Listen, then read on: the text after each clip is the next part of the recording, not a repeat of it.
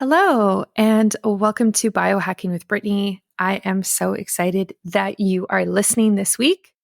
This is a place where I talk about health and wellness and obviously biohacking. And if you don't know me, I am a registered holistic nutritionist and have also been studying functional medicine, specifically in the area of women's health recently. Today's episode is kind of an interesting one. I received my Spotify Wrapped for podcasts or podcasters. And I guess I didn't look at it last year or really know how to access it. But it was really interesting looking at the statistics. And Spotify is actually a smaller platform for my podcast. Most of my listeners are from Apple. And I think that's kind of normal for everybody. But Spotify is the runner up to that.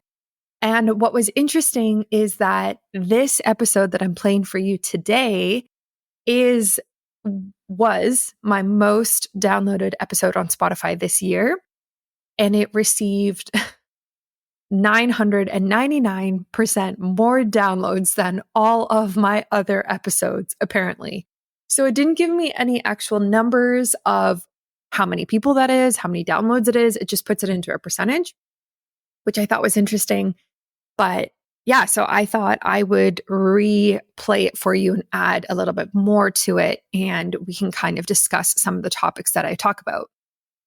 What was also interesting on my Spotify Wrapped was it said that 93% of my listeners found me this year, which is interesting because I actually launched this podcast in 2019, actually. So it's great to have so many new listeners and it's only growing exponentially, hopefully. And so I'm thankful for everybody who's listening. So this episode today came out in June and it's titled Q&A, Berberine versus Ozempic, Alcohol's Impact, the Healing Web, and Functional Foods for Women's Health. Now, it's interesting with this that it's like my most downloaded episode on Spotify because there's so many topics here that I don't know necessarily which topic was the reason that people downloaded it. I probably think it is the Berberine versus Ozempic topic. So I'm actually going to dive a bit more into that today because I think that some of the other topics a lot of people know about. It could be the healing web, but the healing web is usually it goes viral and trends on my TikTok, mostly because of the visual aspect of it versus you hearing about it.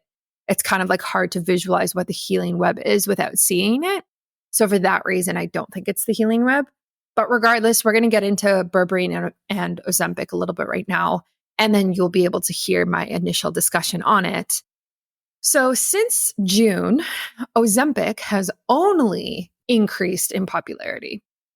I mean, this is a drug that I think kind of started with very high profile people like Kardashians type of vibe and has now made its way to the vast majority of people in North America, Australia, kind of these types of places.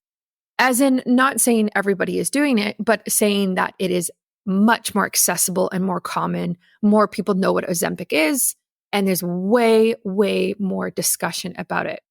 I actually just saw a TikTok yesterday, so I'm really big on TikTok these days. Anyway, you can follow me at Biohacking. I just saw a TikTok yesterday about this woman I know, actually don't know her. She is a reality star from Netflix, and she was calling out somebody else and for saying oh, this is my healthy morning routine. This is what I eat in a day. This is how I exercise. And her thing, this review that this woman was doing, she was saying, no, I actually know for a fact that you're on Ozempic. Stop lying to everybody.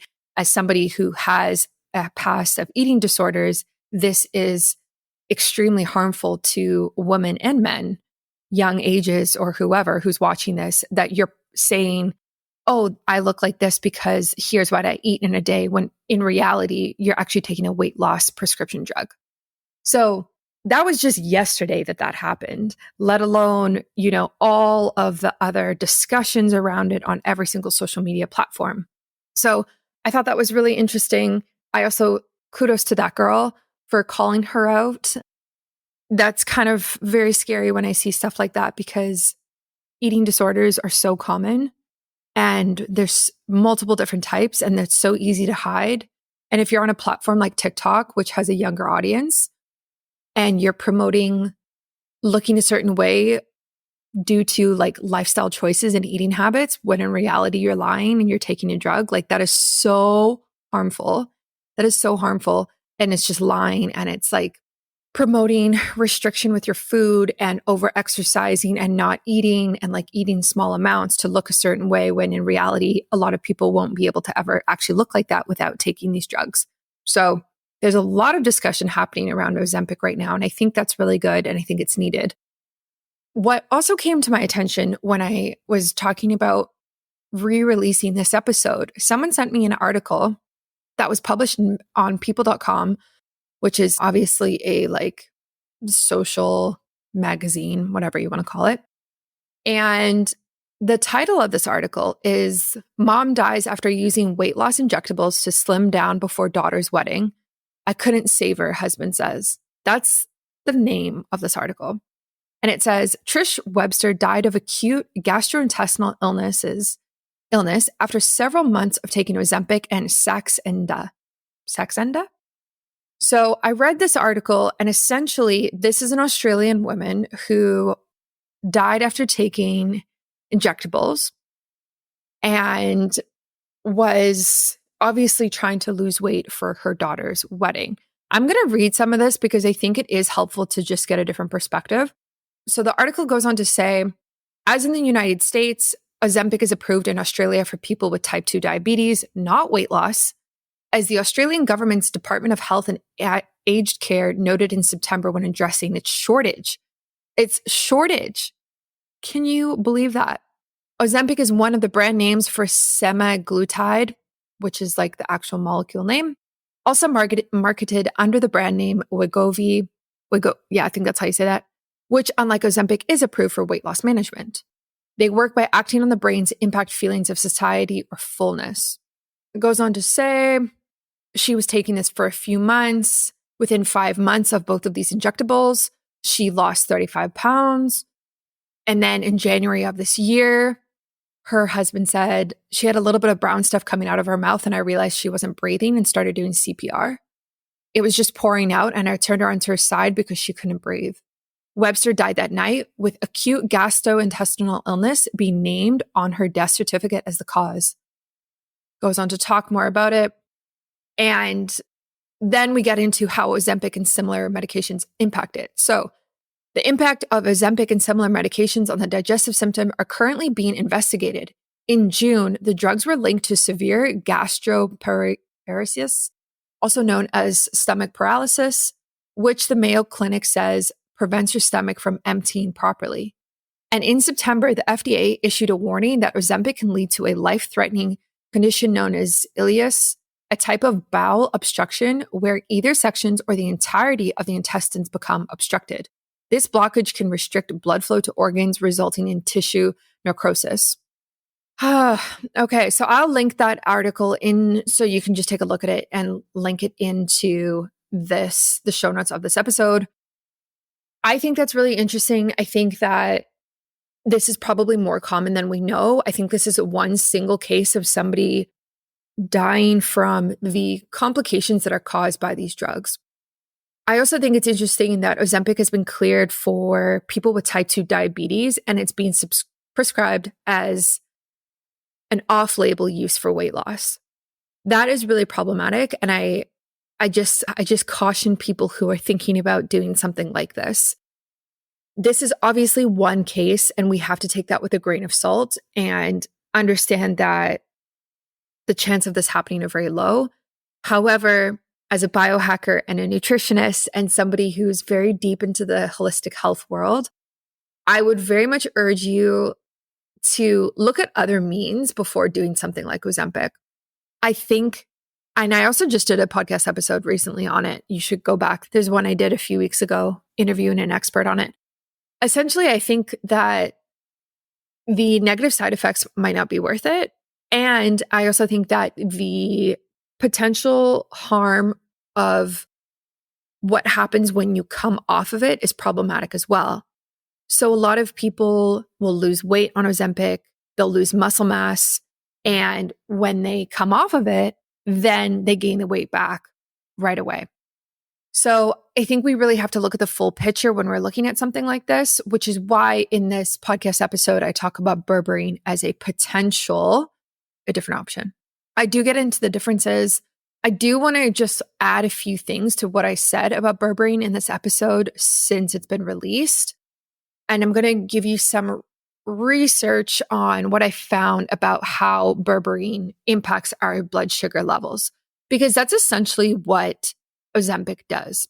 So Ozempic is a prescription medication specifically used to treat type 2 diabetes, like I said. It belongs to a class of drugs called GLP-1 receptor agonists and works by mimicking the action of a hormone that helps lower blood sugar levels. Ozempic is usually administered via injection, has been shown to be effective in reducing blood sugar levels, promoting weight loss, and lowering the risk of cardiovascular events in people with type 2 diabetes. Versus berberine, which is a compound found in several plants and has been used in traditional medicine for various purposes. Berberine has shown potential in managing blood sugar levels, which makes it somewhat comparable to Ozempic. Some research suggests it may help improve insulin sensitivity and regulate glucose metabolism, offering benefits for individuals with diabetes or those at risk of developing it. Obviously, the side effects are significantly lower when taking something like berberine. For example, common side effects of berberine might include digestive issues, while Ozempic side effects may include nausea, vomiting, diarrhea, and some of the other serious side effects like we talked about with the gastrointestinal lining and guts really being impacted in terms of their effectiveness to be able to do their job properly. Some research that I found about berberine was really interesting in terms of how it can help manage blood sugar levels. There was a meta-analysis published in the journal Planta Medica in 2013, which reviewed 14 randomized controlled trials involving 1,068 patients or participants.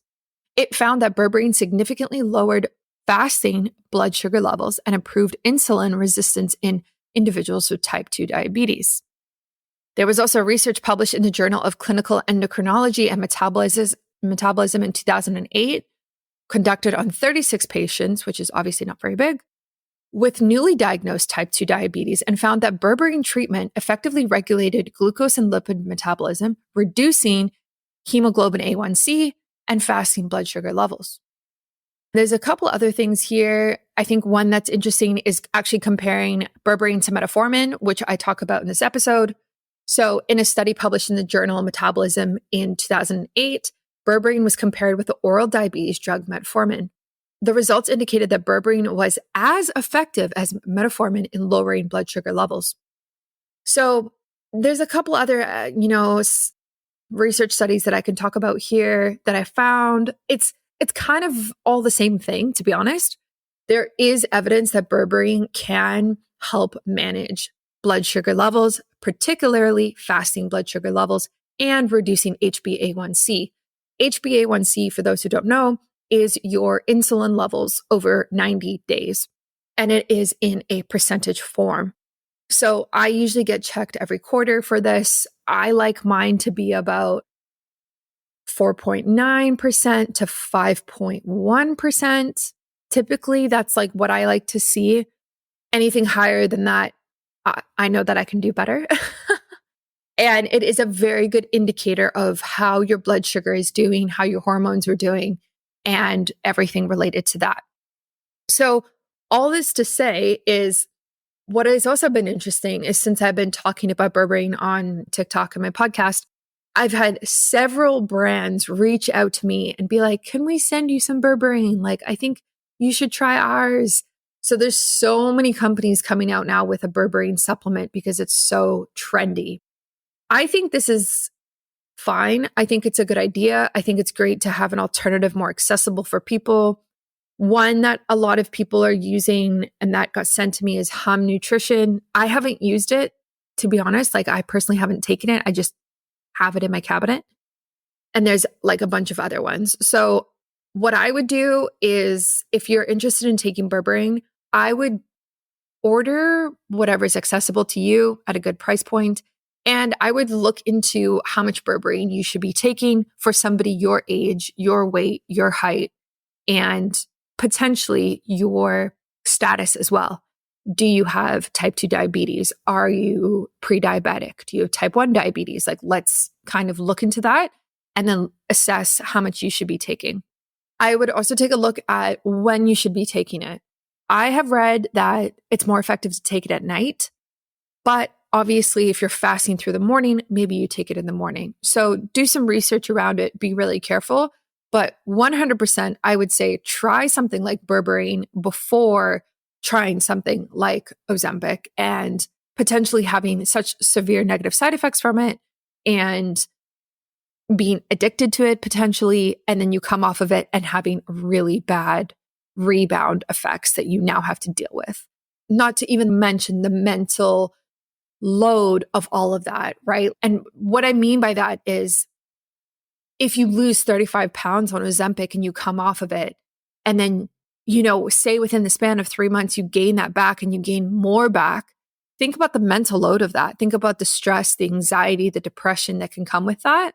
Not just that impact on your actual health, on your hormones, on your cardiovascular system, on your digestive system, everything like that. So there's a lot to be said there. I also think Ozempic is actually quite expensive. I haven't ever looked at the price, but I'm pretty sure you would have to pay for it out of pocket unless you do have type 2 diabetes, which potentially might be covered by insurance then.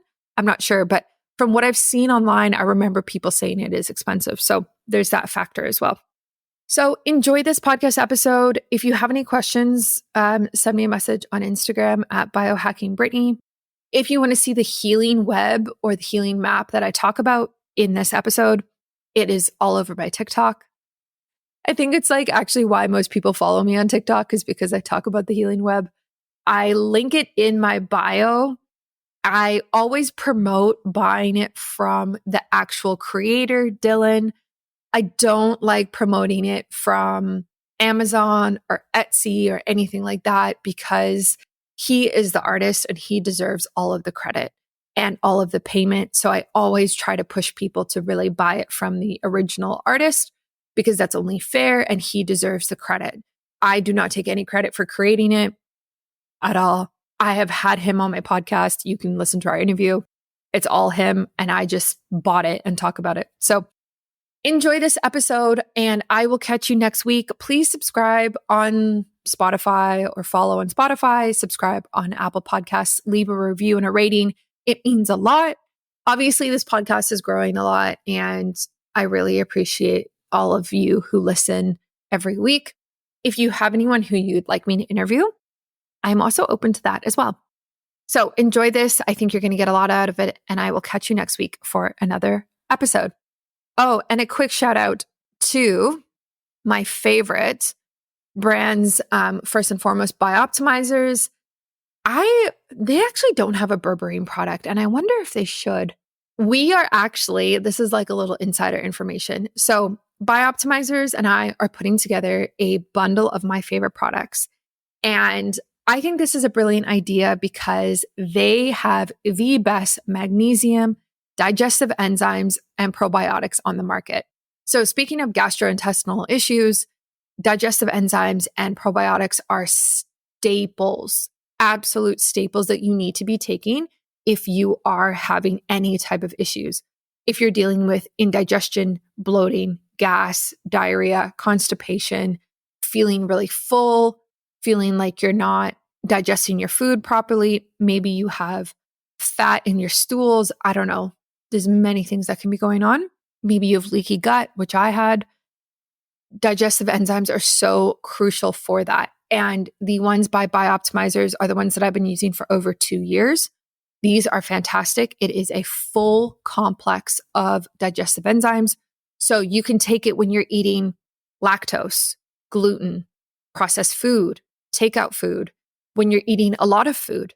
Maybe it's Christmas, maybe it's Thanksgiving and you're eating a lot of food and you want some enzymes to help break down your food. That is Bioptimizers. That is their digestive enzyme blend. You're gonna want to take it.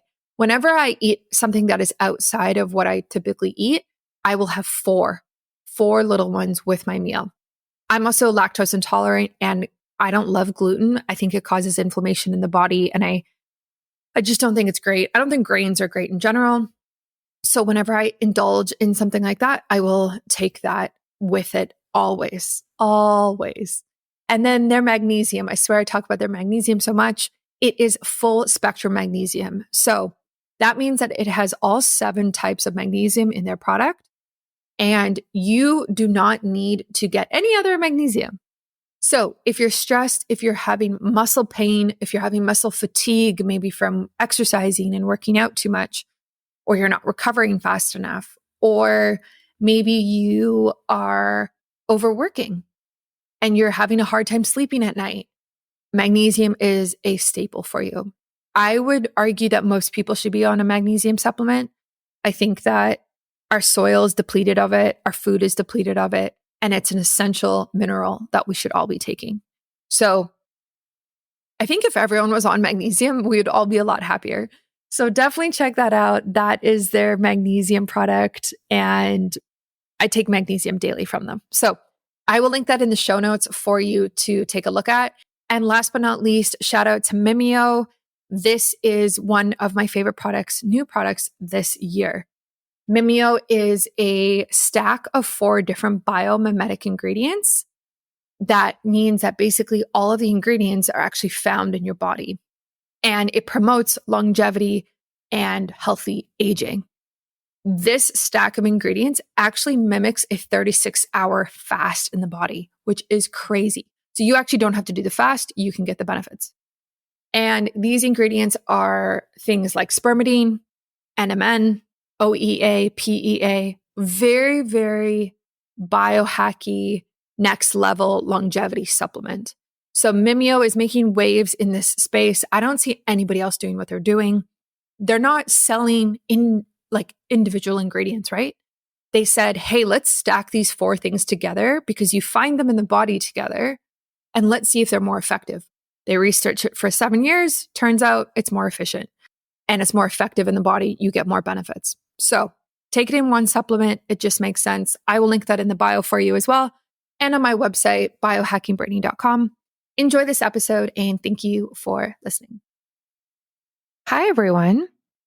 Welcome back to another episode of Biohacking with Brittany. I'm your host, Brittany Ford, and today I have a fantastic lineup of a bunch of questions from my listeners. So the topics in this one are just full range. It goes from everything from nutrition to supplements to alcohol intake and prescription drugs and a whole bunch of things. So there's a lot coming for you.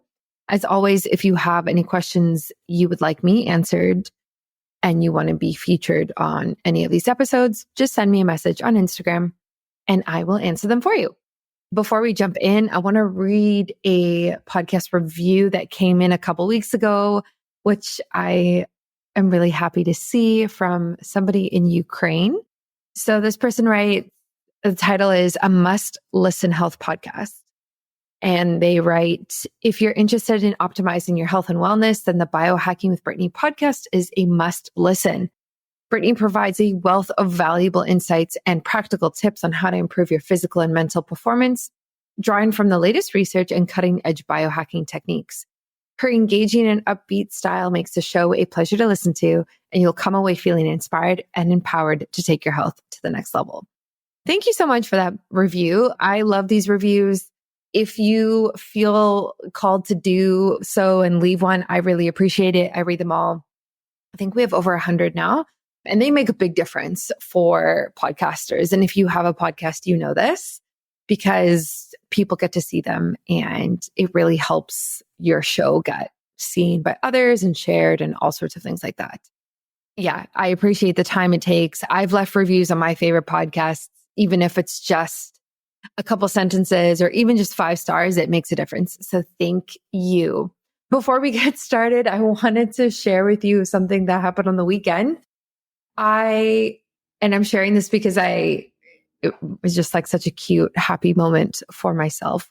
But I was at a night market here locally. I'm in Vancouver in Canada, and I was at a night market, and there was stalls of like food and beer and alcohol and all sorts of like homemade goods and little businesses, that type of night market. So it's really cool because you get to support locally.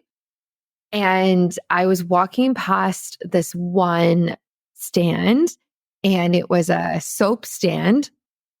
And I saw this guy behind the counter, and it would be hilarious if he was listening to this. But anyway, I saw this guy standing behind a counter, and he like caught my eye. And I remember just thinking like, this is a lot of eye contact for a stranger.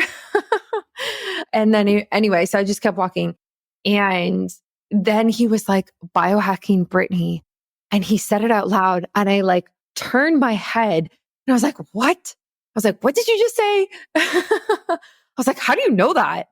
And it was really cool because that is the first time I've ever had anybody in public know me from my online presence and not know me in person. So basically like a stranger knowing you without you knowing them. And like he knows my business. He follows me on Instagram. We started talking, all of this stuff. And it was so, so cool because the chances of that happening are so low. Like they are so low. Think about how big of a audience you have to have for one person to be able to recognize you who you've never met before.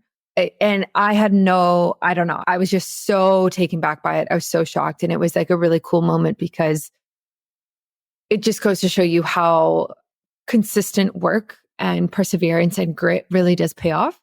And I always said to myself, the moment somebody recognizes me in public is the moment I've made it. So it was so cool for that to happen on Friday night because I did not think it would happen at this stage in my business and career. But I was so happy about it. And it was just a very like warm-hearted moment that made me feel so recognized for the work that I've done and the effort that I've put in over years. I have such a small business, but to be able to have a moment like that was just really, really cool. So proud.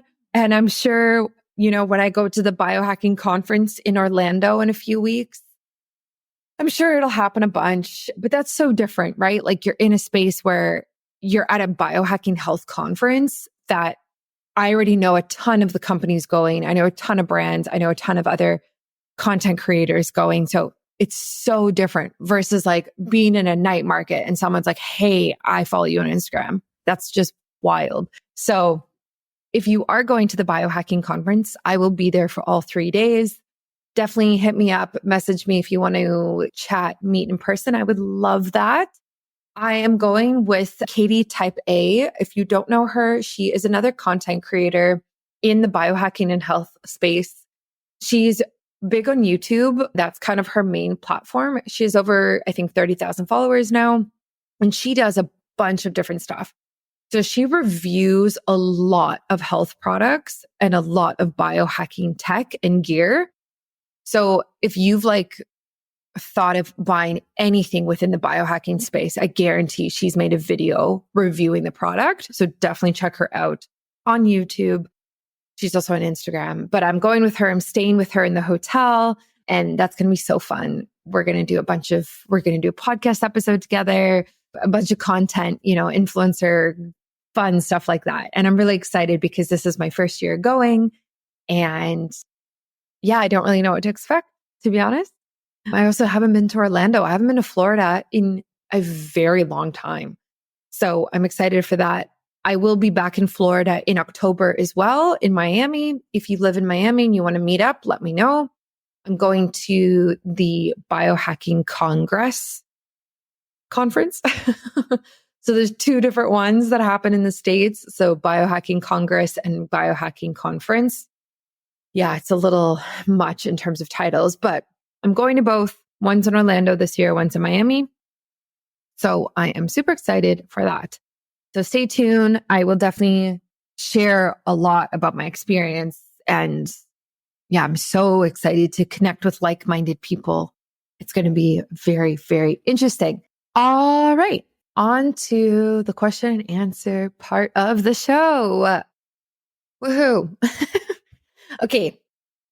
So this first question comes from, maybe we'll just keep it to first names for just to keep people's name, like privacy. My first question comes from Sarah in California. She asks, is berberine a good replacement for Ozempic or metformin? Why or why not? How should it be used? And what is its impact on fertility? So this is so interesting because I think if you're on TikTok, you know where this is coming from. There are a lot of TikTok videos right now circulating saying that berberine is nature's Ozempic. And for those who don't know, Ozempic is a weight loss prescription drug that a lot of big celebrities are now using. So, and the way that I kind of found out about this as well was through TikTok. A lot of people commenting on like the Kylie Jenners of the world saying like they're using Ozempic for weight loss and all of these different things. And originally Ozempic was actually created for people with diabetes, and now it's being used as a weight loss drug for people who are not diabetic necessarily, or who are not obese or super overweight, but just to slim down. So there's a lot of pros and cons to that. There's a lot of dialogue happening. And now people are starting to say berberine is a replacement for that, or a nature's Ozempic. So that's where this question comes from. And I think it's important that she talks about metformin, which I'm also going to talk about as well. So first of all, Sarah, thank you for your question. Let's explain what berberine is. So berberine is a naturally occurring compound found in various plants and has gained attention for its potential therapeutic effects. However, it's important to note that berberine should not be considered a direct replacement for prescription medications like Ozempic or metformin. Prescription medications have obviously undergone extensive clinical trials and have established safety and efficacy profiles. However, that being said, berberine has shown promise in managing blood sugar levels and improving insulin sensitivity, which are essential factors in the management of diabetes. Some studies have even shown comparable effects to metformin. So, for example, a study published in the journal Metabolism found that berberine was as effective as metformin in reducing HbA1c levels, a marker of long-term blood sugar control, and fasting blood glucose levels in individuals with type 2 diabetes. Okay, let's back up for a second. So the dialogue that you see on TikTok that's like, oh, Ozempic and berberine, like the same thing. A lot of people are correcting these videos in the comments, and they're saying, actually, berberine is closer in its chemical structure and how it works in the body to metformin than it is Ozempic. And those people are correct. So I think people have gotten it a little bit twisted with what they think berberine can do on the blood glucose levels and also helping with long-term blood sugar control and Ozempic. But this is actually more, like I said, of what like metformin does. And when we talk about HbA1c levels, this is really important. So that is your blood sugar over the last 90 days when you get that tested. And it's in a percentage. So like I said earlier in the show, if you get tested with Inside Tracker, they actually test for HbA1c levels. So I just did my test. Mine was 5.0%, which is a very, very healthy level. I think when I've seen other people like Ben Greenfield do it, I think he's been at like a 4.9 or a 4.8. That's the lowest I've ever seen. I have never personally hit that. 5.0 has always been my lowest. And I'm very, very happy with that because that's far from even being pre-diabetic. So, however, it would be interesting to take berberine for 90 days or even longer and see if I can lower it further. So when it comes to using berberine, it's advisable to follow the dosage recommendations that are on the bottle or that your healthcare professional says. Typically, it comes in a capsule or a tablet form, and the dosage varies depending on what you need it for. So I do have berberine. I forget it's so bad. I forget the name of the brand that I'm taking right now. I can picture it. It's in my bathroom. What's interesting about the one that I have, it actually says to take it at night. It says to take 2 at night. So I've been trying to do that, and I will link it in the show notes once I remember the name of the one that I take. All right. I know that so many of us struggle with our hormones. We have a lot of confusion around our menstrual cycles, ovulation, having our periods, regulating it, and really just minimizing the symptoms that we often deal with. I have been there.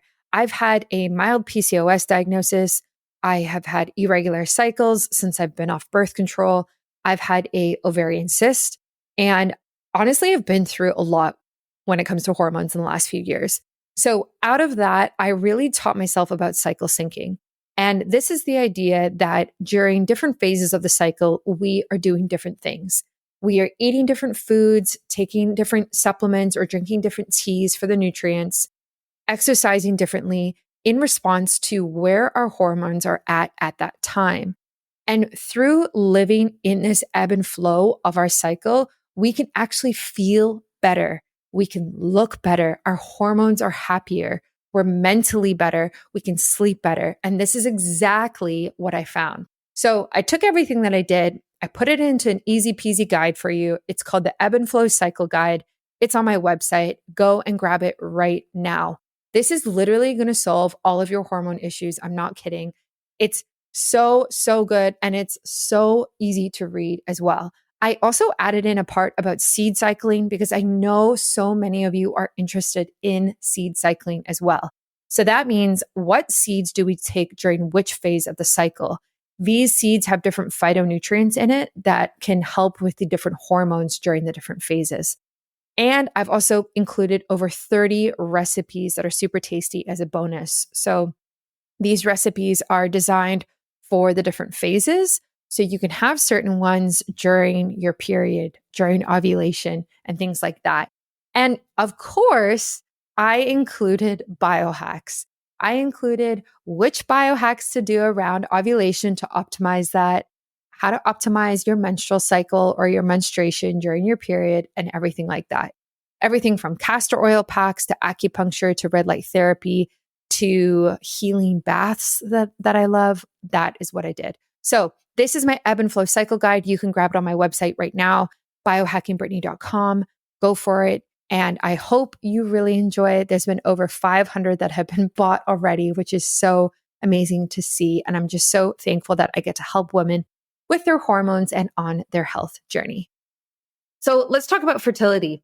Regarding the impact on fertility, research on berberine's direct effects is limited. Fertility is a complex issue influenced by multiple factors. We know this if you listen to this podcast, including hormonal balance and reproductive health. One study published in the Reproductive Biology and Endocrinology journal suggested that berberine may have a positive effect on polycystic ovarian syndrome, which is PCOS, a condition that can affect fertility in women, which is what I have, unfortunately. The study found that berberine improved menstrual regularity and hormone levels in women with PCOS. However, more research is needed to fully understand its impact. I think this is interesting. So as somebody who low-key has PCOS, and I say low-key because it's not officially diagnosed, I feel like this is a recommendation for women with PCOS because a lot of women with PCOS have difficulty with insulin resistance and blood sugar control. And they tend to go hand in hand. So I think that's why that recommendation would be there. I don't think it is a general recommendation for women who might have irregular periods or an imbalance of hormones. So overall, my suggestion is definitely try it. I think if you've been tested and your blood sugar levels aren't great or your HbA1c levels are a little too high, I would definitely suggest trying it. Follow what the dosage is recommended on the bottle and talk to a professional healthcare consultant or doctor about it as well. And overall, no, it is not a replacement for Ozempic. It's not even really a replacement for metformin. It just kind of does the same thing, but it has less research behind it. So there's that. Okay, next question. This comes from Mark in New York, and he asks, is alcohol healthy for you in any quantity?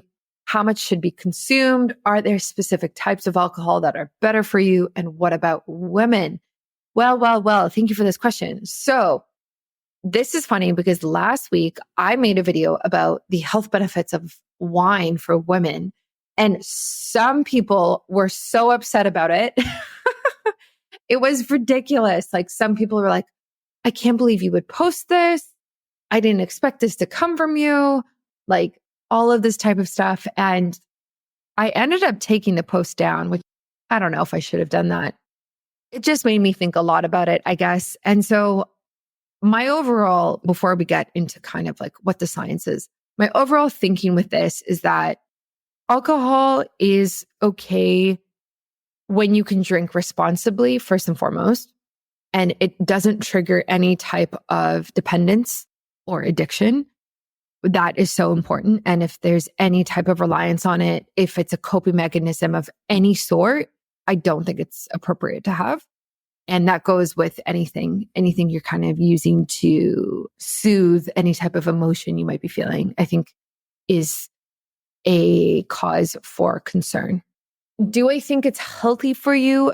Not necessarily. Like if you look at what alcohol and wine and beer and things like that are made out of, like obviously not. Like I think it can cause metabolic damage, cellular damage for sure. And I definitely don't glaze over that. I think where I'm coming from when I think about wine and I think about the benefits of it, I think there is a time and place for it.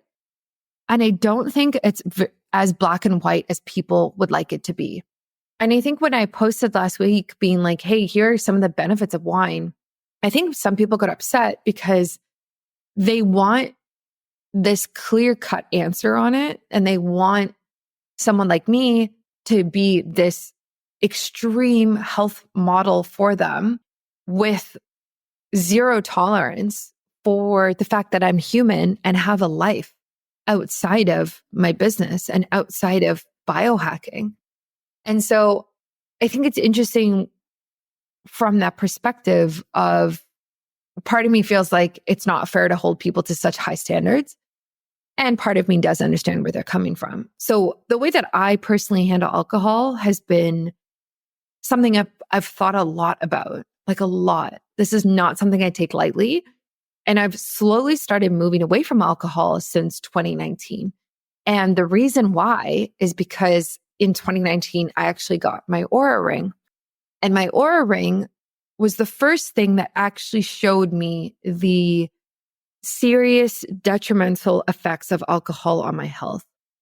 And before that, like obviously right? You know when you overdrink, you know when you're hungover, your head hurts, your stomach hurts, it's acidic-y, you throw up, like you say things you shouldn't say, you eat a bunch of junk food. Like we've all been there, drunk, hungover, all sorts of things.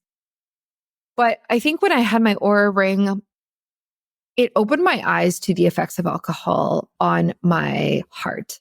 So my heart rate was very, very high when I would drink, is very high when I drink. My HRV plummets. My sleep scores are terrible. And once I started to see this data, I was like, wow, like this is actually what's happening. You know, like to have an average, let's say HRV 80 and above is kind of like where I like it. For my HRV to be in the 20s and 30s when I drink alcohol and my heart rate to be in the 60s when my heart rate's usually in the 40s.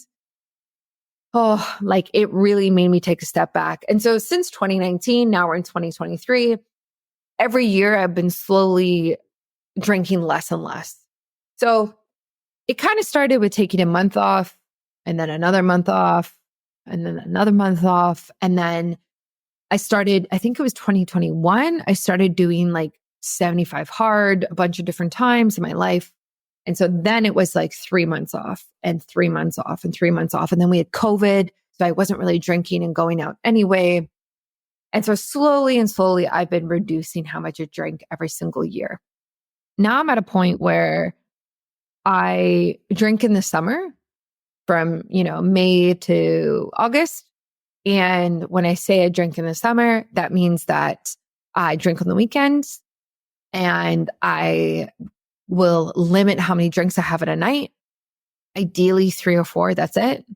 Maximum, like maybe just 1, but like maximum 3 or 4. And then I typically will drink on the holidays. So Christmas, maybe my birthday, and that's kind of it, honestly. That's kind of where I'm at right now. So if you look at it from like January to December, this year so far, like I didn't drink from January to March. I was in Costa Rica for basically all of March and I drank when I was there. It was my honeymoon. I got married. Obviously, I'm going to drink and enjoy myself. I didn't drink all of April, and now May I drank, June I'm drinking, July I will, August I will. September's my birthday, so maybe I will for that, and I'm going to California. And then I will probably take October, November, and half of December off until Christmas. So I think that for me, that's kind of what works right now, is kind of like this idea of like the summer, weekends, and significant holidays. Otherwise, I don't drink. And I should actually count how many days that is if I were to drink every day, because I guarantee you it's probably, I don't even know, like a quarter or less of the year. And that's a lot of time off. So this is kind of what I like. I like the ebb and flow of really taking a step back in the winter and then drinking more in the summer. However, it's different for everybody. So back to my original post of like health benefits, there are some health benefits, right? And I'm not saying that the negative parts, or not negative benefits, but like, I'm not saying that the negative impact of it outweighs or doesn't outweigh the health impact, but I am saying that there are certain health impacts and health benefits of it. And that shouldn't necessarily be glazed over. I think all in all, you need to find what works for you. And I don't think you should be shamed if you do drink, because I just don't think that's fair either. The general guideline for moderate alcohol intake is up to 1 drink per day for women and up to 2 drinks per day for men. And the impact of alcohol on health is a topic that has actually been extensively studied. So while moderate alcohol consumption has been associated with potential health benefits, it's important to emphasize moderation. It's essential to remember that these guidelines refer to standard drinks, which typically contain 14 grams of pure alcohol. So let's talk about the different types of alcohol and their potential health benefits. Some research suggests that moderate consumption of certain types of alcohol, such as red wine, may offer additional health benefits. Red wine contains antioxidants such as resveratrol, which has been linked to heart health. It's believed that resveratrol helps reduce inflammation and may have a positive effect on cholesterol levels and blood pressure. However, it's important to note that these benefits are seen with moderate consumption and may not outweigh the risks associated with excessive alcohol intake, which is completely what I agree with. When it comes to women and alcohol, it's important to consider factors such as body size, metabolism, and overall health. Women tend to metabolize alcohol differently than men, and their bodies may be more susceptible to the negative impacts and effects of alcohol. Additionally, excessive alcohol consumption has been linked to an increased risk of breast cancer in women. It's crucial to understand that excessive alcohol consumption can have detrimental effects on various aspects of health, including liver damage, increased cancer risk, addiction, and adverse effects on mental health. It's always recommended to prioritize overall well-being and make informed choices about alcohol consumption, and obviously talk to a professional healthcare provider. So I think that's basically answering all of your questions, Mark. Again, I have a routine that works for me right now and the lifestyle that I want to lead. Will it always be this way? Probably not, especially as I do more of a preconception cleanse and detox in the fall. I definitely will not be drinking during that time. And I can see myself getting to a point where it's a few times a year for me and on occasion. And that's probably what's going to happen in the next couple of years. And I'll probably just sustain that for life. Because actually, at the end of the day, as someone who's taken multiple months off of not drinking alcohol in a row, you feel so good when you don't drink like that. And if weight loss or the gym is important to you or athletic performance, the alcohol really, really can get in the way for that. So I don't even know if I gave a conclusive opinion on what I do and what I don't do. I think I'm I'm on the fence with it, but I think it is good to shed light on both sides. And I also think it's important not to shame people for drinking because again, you can live your life. And if that's what you want to do, by all means do it. Just watch how much you drink and watch the type of alcohol that you're drinking as well. Hi there, folks. I've got some thrilling news to share with you. The BiOptimizers Black Friday mega sale is in full swing. And guess what? It's actually not just for one day. It is for the entire month of November. This mega deal is available only for my listeners and only with my code. Yep, you heard me right. It's literally just for us. Now, you already know that I have an unwavering trust in BiOptimizers. These guys are the real deal when it comes to improving digestion. And let's not forget about their top of the line magnesium. It's truly the best on the market. Plus, they actually back up their products with a rock solid 365-day money back guarantee. No questions asked. Now is the time of year when you fill up your shopping carts and stock up on BiOptimizers goodness. Trust me when I say this, you won't be able to find a better Black Friday deal anywhere else, not even on the mighty Amazon. The biggest discount you can get and amazing gifts with purchases are available only on my page, bioptimizers.com/biohackingbritney with code biohackingbritney. We all have those never-ending Black Friday wish lists, but this year I challenge you to put your health at the top of that list. Instead of those impulsive purchases, let's focus on what really matters. So why wait? Choose health over unnecessary things this Black Friday. Head over to bioptimizers.com/biohackingbritney and enter my code biohackingbritney at checkout. Let me know what you think of it and don't miss out on this mega deal for my listeners only.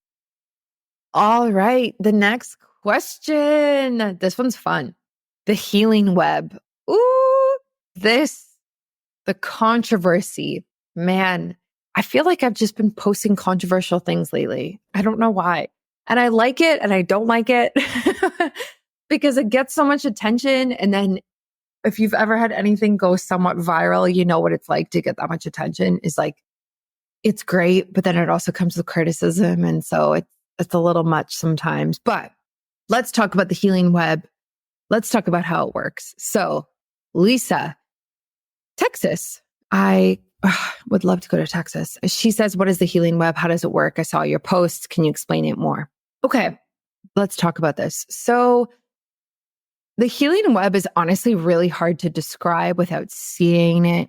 And let's back up for a second and talk about where this question came from. So I posted something on TikTok last week and Instagram last week. And it was the video of this poster that I have in my office. And this poster is called The Healing Web. And if you haven't seen this and you are remotely into biohacking, holistic medicine at all, whatever it is, whether it's herbs, supplements, exercise, fitness, cryotherapy, saunas, whatever you're in, there's so many different things that people are into. You need to go and look at this map/web. It's going to blow your mind. I first found out about this on TikTok, I think a few months ago, because someone else posted a video of it. And I saw this thing and I was like, what is this? Immediately went, downloaded a PDF version, decided I couldn't read it. I needed it blown up, big enough. Found the guy who invented it, bought his poster. Now it's the poster on my wall. And you are probably going to do the same once you hear about this. So the healing web. This is something that's created by somebody named Dylan Monroe. It is essentially an outline of a the most common health conditions that people have and all of the causes and ways of healing it on one map and web. On the right side, when you look at it, it has holistic medicine. And on the left side, it has Western medicine. So in the middle, it has all of these different health conditions. And then there's a web of a bunch of different lines that connect everything. And it's all color coordinated, kind of hard to explain. So the video I posted last week, if you're listening to this podcast right now and you haven't seen it, go to my Instagram and take a look at the basically piece of paper that you see. It's a reel and it says pregnancy. So I showed a video of the pregnancy version of this in terms of what holistic medicine says about pregnancy and what Western medicine says about pregnancy. And wow, the people, like the comments, the shares, the DMs about this thing, I was not ready for it. And then I was like, oh, I'm going to post this on TikTok. It'll be fine, whatever. So right now on TikTok, as of today, Monday, it has over 102,000 views. And that's what, like, I haven't promoted it at all. That's organic.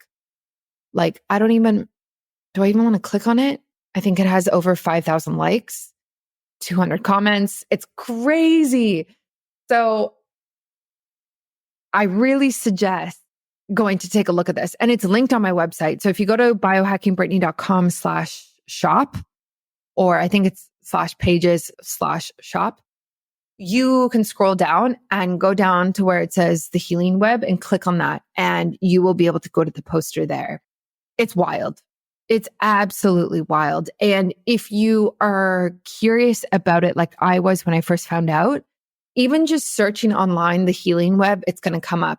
You can also buy it on Etsy, but that's not from the founder. So I would personally support the founder and the creator of it and just buy from the creator.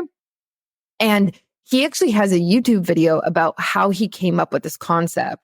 And it's very interesting. So you should go check it out. I don't want to give it away, but it's worth listening to him explain how it works and how he thought of it. Because it's wild. Like I can't even explain it to you without showing it to you. I don't even like to look at it on a daily basis because there's so much information on it and there's so much that I don't even understand. Like there's so much that I don't even understand. If you are at all into like, I don't even know. I don't want to say being woke because now there's criticism of that word, but being awake and in terms of big pharma and kind of what's happening in the world and all of this, I don't want to say darkness, but like it is kind of darkness and underlying motives for everything.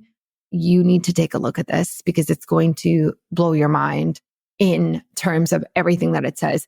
Like, for example, Illuminati diet is on there. I don't know what that is.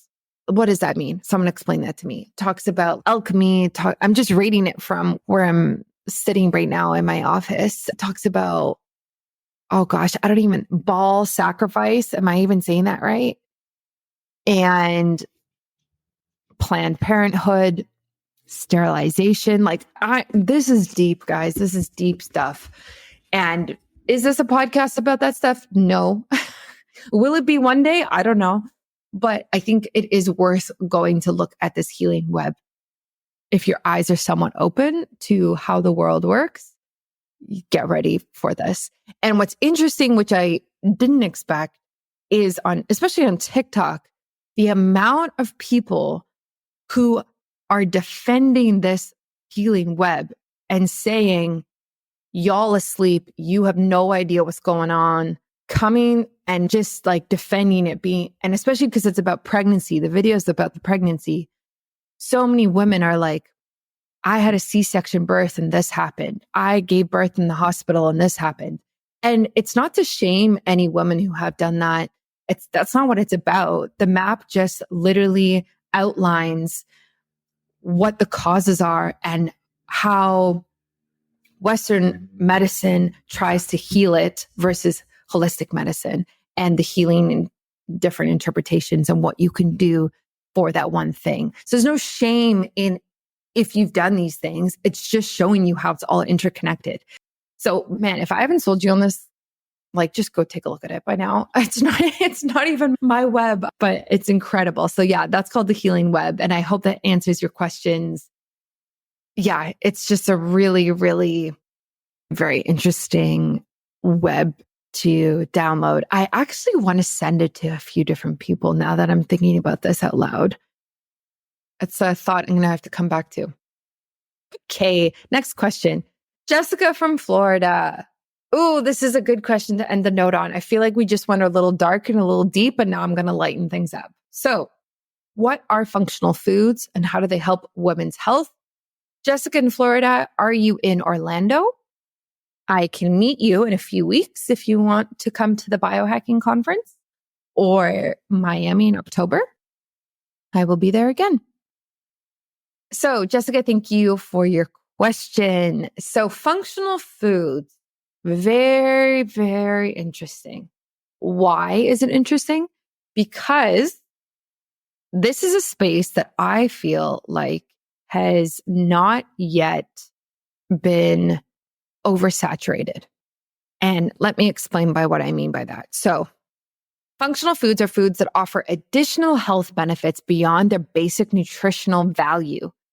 They contain specific bioactive compounds or components that contribute to the prevention or management of certain diseases or conditions. Functional foods play an important role in women's health by supporting overall well-being and addressing specific health concerns, of course. So there are definitely some examples of functional foods we find in nature. So let me give you a few examples. So flax seeds. Flax seeds are rich in lignans, which are a type of phytoestrogen. These compounds can help balance hormones and reduce the severity of menopausal symptoms. Flax seeds are also a good source of omega-3 fatty acids, which support heart health. You can add ground flax seeds to your morning smoothies, sprinkle it on yogurt, or use it in baking recipes. Another example is soy. I don't particularly tolerate soy very well, but some women do. Soy products such as tofu or edamame contain isoflavonoids. That's not how you say that. Isoflavones. Oh, wow. You can tell it's the end of the podcast because my pronunciation is going out the window. So, which is another type of phytoestrogen. So these have been associated with reducing the risk of breast and uterine cancers, supporting bone health, and alleviating menopausal symptoms. Obviously, it's pretty easy to incorporate soy. Another good one is like turmeric. So I think a lot of people know about this one. Turmeric contains an active compound called curcumin, which has potent anti-inflammatory properties. It may help reduce the risk of chronic diseases such as heart disease, arthritis, and certain cancers. Turmeric can be added to various dishes or consumed as a supplement, which we see often now. And you can add it to curries and soups and golden milk recipes and things like that. So these are just a few examples of functional foods. So I love that this was brought up because I am very interested in the functional food space from a business standpoint. So if you go to my website, for example, if you go to my website right now, at the top, you'll see a banner that says hormone balancing chocolate recipe for free download, whatever it says. And that is a perfect example of functional foods. So we're taking something like chocolate, we're making it more functional by adding ingredients that are going to help balance your hormones. And the ingredients in there that do that are ashwagandha. I think it's ashwagandha, maca, and I don't even remember because I wrote it so long ago now. But that is the perfect example of a functional food. It's like, here's something that's healthy for you and has a lot of nutrients. But when there's something added to it for a recipe for this sake, there's additional benefits to it. So it's interesting. And I'm saying this now because I'm thinking of actually pushing this further in my business. So maybe I'll do like a little test because the amount of people listening right now at this end of this podcast episode is very slim, probably.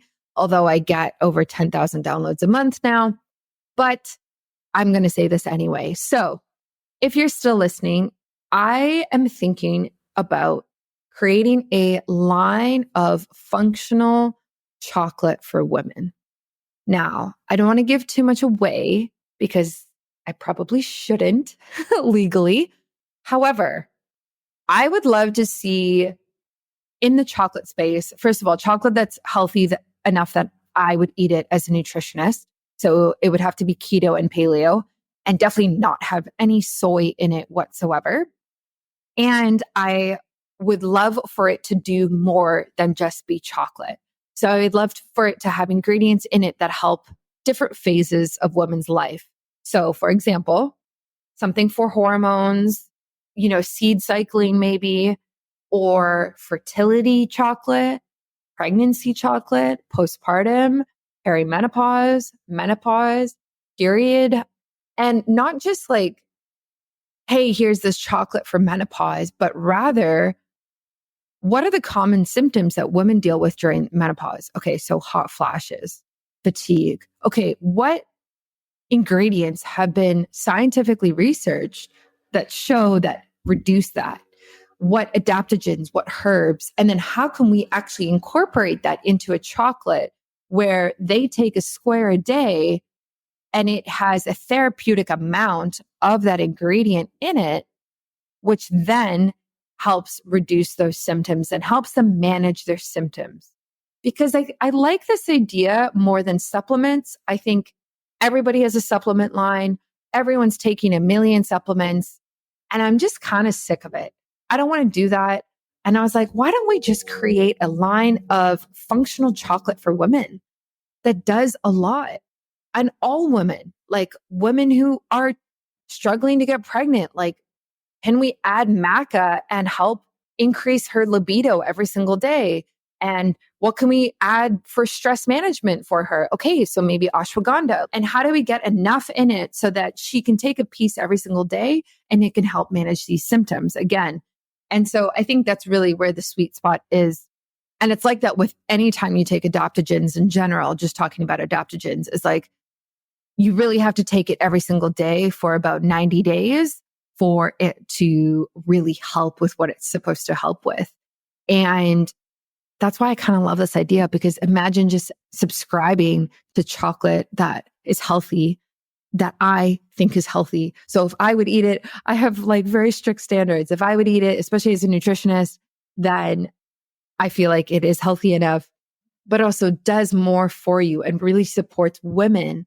Like that's kind of just what I want to see out there on the market. That's what I want to see for women in general. And to be honest, if this existed, I would buy it and I would subscribe to it and I would already have it. Like, especially as someone who right now has irregular periods, an irregular menstrual cycle, and I'm not trying to conceive right now, but I'm in my preconception era.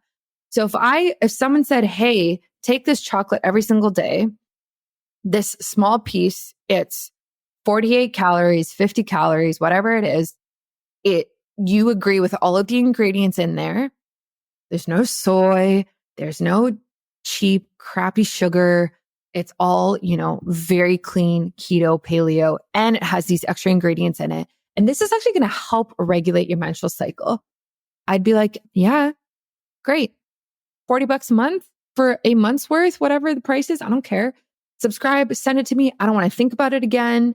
And I'm good. Cool. Thanks. And same with fertility. I'm ranting now, but same with fertility, same with postpartum.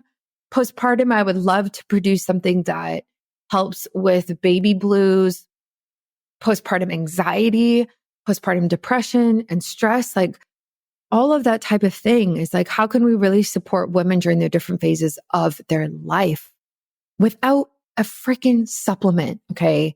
And so this is kind of what I'm thinking about lately. Now, if you're still listening, if you love this idea, send me a DM. Maybe this is going to be my test. Okay. I want 20 women. Actually, I don't care if you're a woman. I don't care what you are. I want 20 people to reach out to me on Instagram. And if 20 people listen to this and like this idea, then I'll do it. Okay. I'll do it. Launching January 2024. I'm not kidding. I'm not kidding. 20 people. 20 people.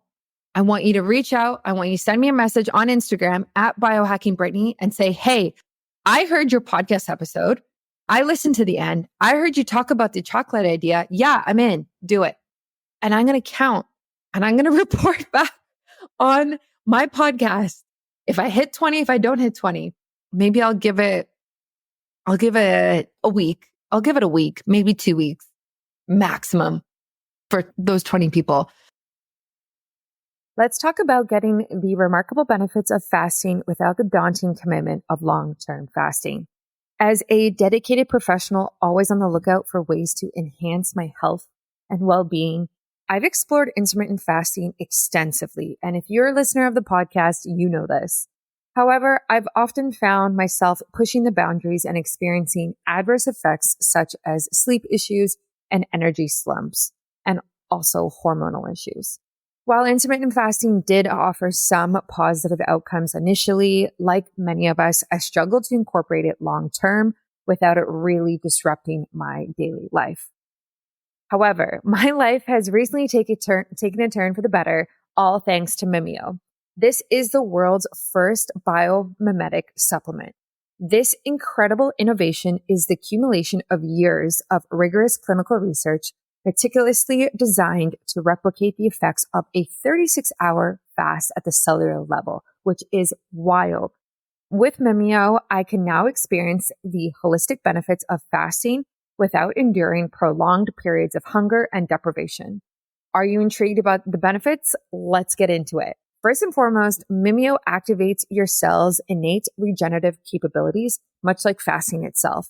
This translates to optimized metabolism and better control over hunger, which a lot of us really value if we're trying to watch our weight. Secondly, it significantly boosts energy levels and accelerates recovery, making it an absolute game changer for active individuals like myself. Thirdly, Mimeo elevates mood and sharpens mental clarity, enabling us to be at our absolute best every single day. I definitely notice this, especially when I take it right before work in the mornings. The icing on the cake is that Mimeo's formulation is exclusively derived from molecules naturally produced by our own body. This means it is very, very safe because it is in perfect harmony with our biological system, delivering optimal effectiveness. Still not convinced? Mimeo offers a 100% happiness guarantee. That's right. There's absolutely nothing to lose. So for all of my fantastic listeners out there, if you want to give Mimeo a try and add it to your supplement stack, I really suggest you do so. And you can do that by using my discount code biohackingbrittany for 10% off for the first 3 months of your subscription, which is awesome. Join me along with countless others who are on the path to revolutionizing their health with Mimeo. Bid farewell to the challenges of long-term fasting and usher in a healthier, happier version of yourself, which we always love. Thank you for listening. And always remember, when it comes to optimizing your health, Mimeo holds the key. Visit their website, linked in my show notes and on my website as well, and embark on your journey towards a better you now. And you know why I'm doing that is because I know that I would buy this. And I know that my hormone balancing chocolate recipe on my website has over 1,000 downloads already. And I launched it less than a month ago. But I want more market validation. I want more women to say, yeah, I would buy this. And it's funny because actually when I've started telling my friends and family about this idea, every single time I tell a woman, oh my gosh, their face lights up. They're like, yep, absolutely. Do it. Please. You're telling me I can have chocolate every day and it's healthy for me? Yep. I don't need to know anymore. My mom said that. My mother-in-law said that. My girlfriends have said that. So it's so funny telling women about it because it's almost like an excuse to indulge in chocolate. And I think that's fine. Absolutely. That's great. Again, if you're one of those people or you know somebody, reach out to me. I want to hear from you. I really want to hear from you.